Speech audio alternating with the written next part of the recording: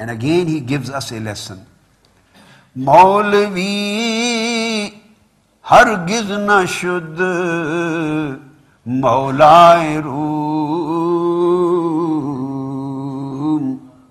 Ta gulame Shams Tabrezi na shud.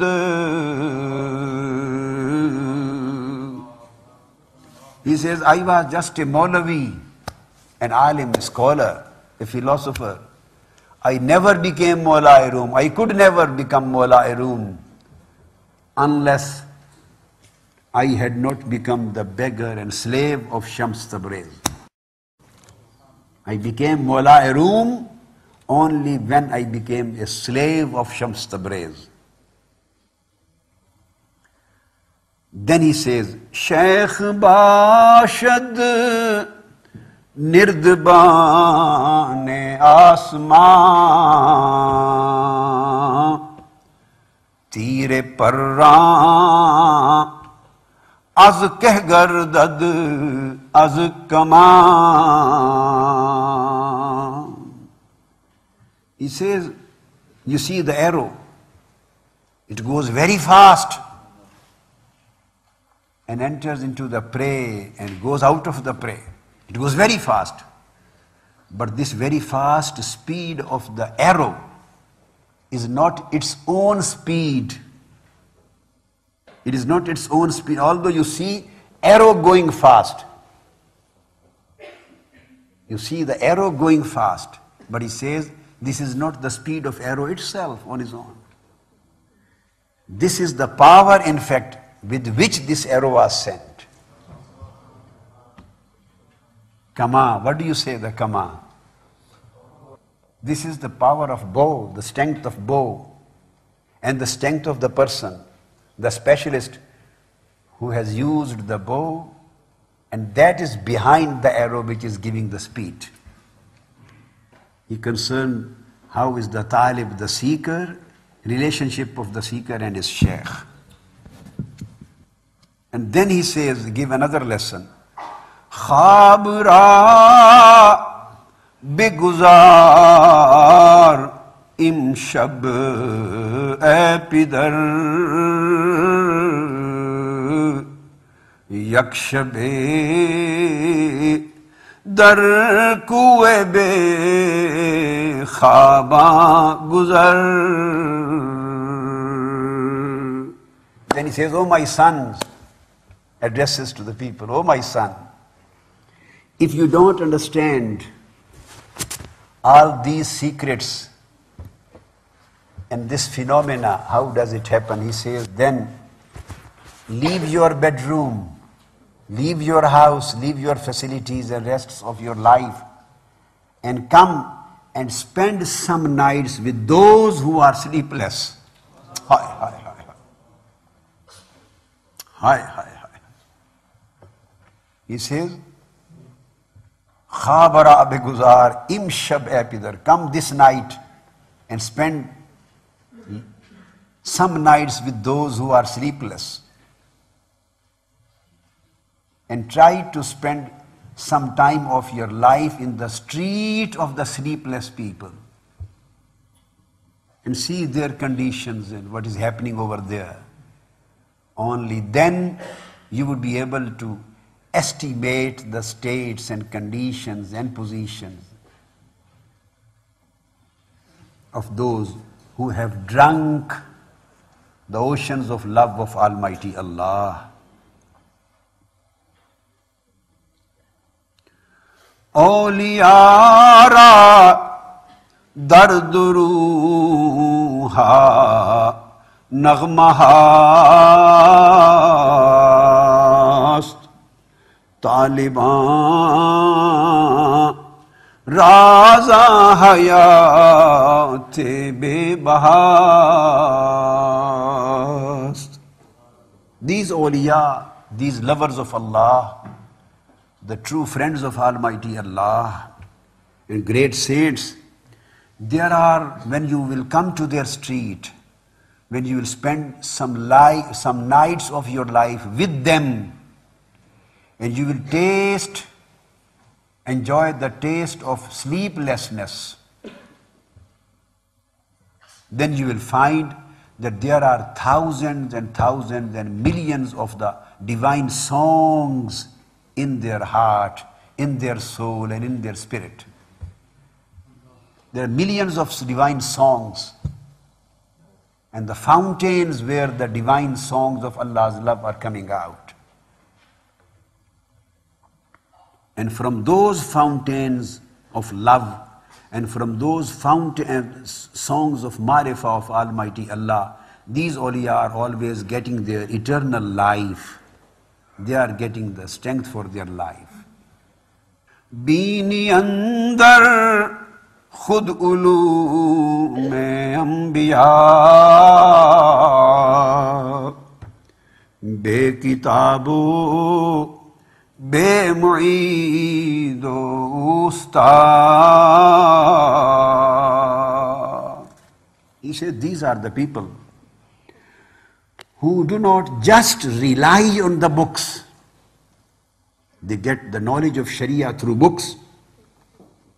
And the one who does not seek knowledge of Sharia through books, I mean from Quran and Hadith and Sunnah, they get astray. But the whole sum of their knowledge is not just based on the books. They have some other source of knowledge too. And that is a direct connection with divinity. They get directly connected with the attributes of Almighty Allah. They directly get connected with Almighty Allah's heavenly world. They get connected with Malakut and Jabarut and Lahut.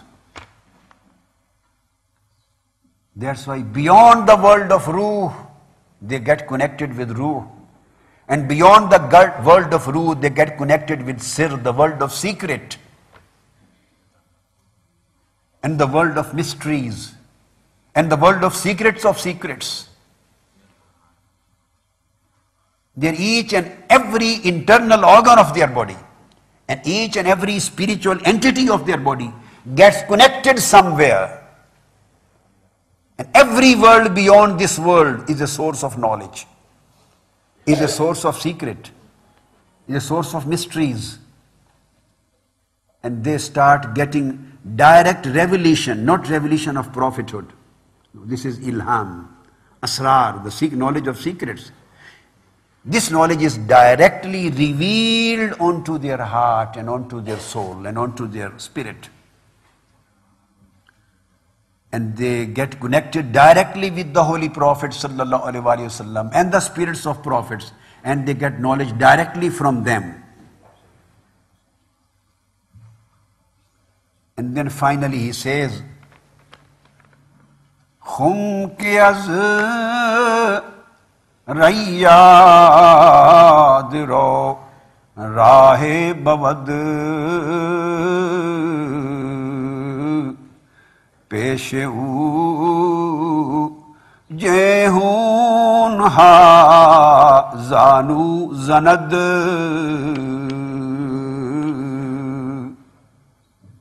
He says their heart becomes like a pitcher.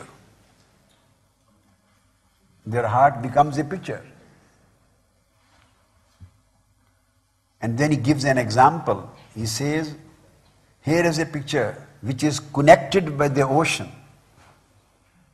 A picture of heart is connected with an ocean. An ocean is a place where we will never get dry. Ocean never dries. Apparently you see the picture is a smaller body as compared to a river. And Jehun is a river. Jehun is a name of a river. So look at a river. Sometimes you see there is water, full of water, and a time comes when there are no rains, it gets dry. So on the one hand, there is a river which can get dry. And on one hand, there is a pitcher which never dries because it is connected with an ocean and always keeps on getting water from the ocean. So the heart of awliya is like a pitcher which is connected with the secrets of ocean of Almighty Allah. So their knowledge never ends. There is no end to their knowledge. They always keep on getting new secrets and new mysteries, and they always keep on getting new and new discoveries. This was the background of Maulana Rumi and his thought and his message. Now, when we will start studying the first chapter, first 2 chapters of Mesnevija Maulana Rumi, you see, he has mentioned a story. First of all, he talks about the crying of the soul, crying of the spirit. Then I'll explain why is the spirit crying. What is the secret behind her screaming? And then when we come to the next thing, you will see he gives an example of a king, an example of his concubine, his handmaiden. And then he gives an example of a goldsmith, and he gives an example of a very competent physician, a doctor. He mentions 4 characters. Character of a king, then character of a lady who is his concubine, like a wife or handmaiden, and then 3rd character of a competent physician and a doctor, and the 4th character is Zargar, is the goldsmith. By king, he means Ruh, Sultan. Now, Maulana Rumi will never say this thing in his verses, that king is Sultan, king is Ruh, and who is who. He will just keep on speaking and giving his message in metaphorical language and figurative language and metaphorical language, in hints. So I am just giving you the base. When he speaks of the king, he is speaking of Ruh.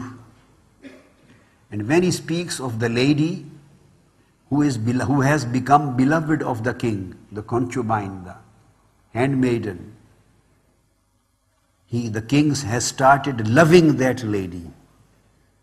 So that concubine or handmaiden is the nafs. Ruh itself has fallen prey to nafs, which means that nafs has won the battle and Ruh is being defeated. And the competent physician and doctor who comes for treatment, he is the Shaykh, a Shaykhul Kamil. And the goldsmith is dunya.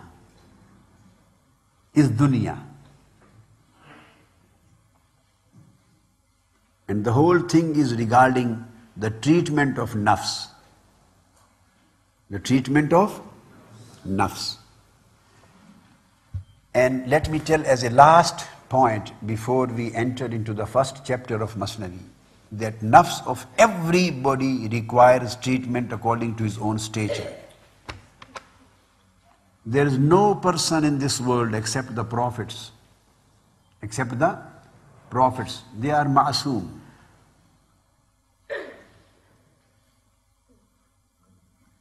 There is no person in this world who can say that now I have achieved a stature or a station where I don't need any care of treatment and purification of nafs.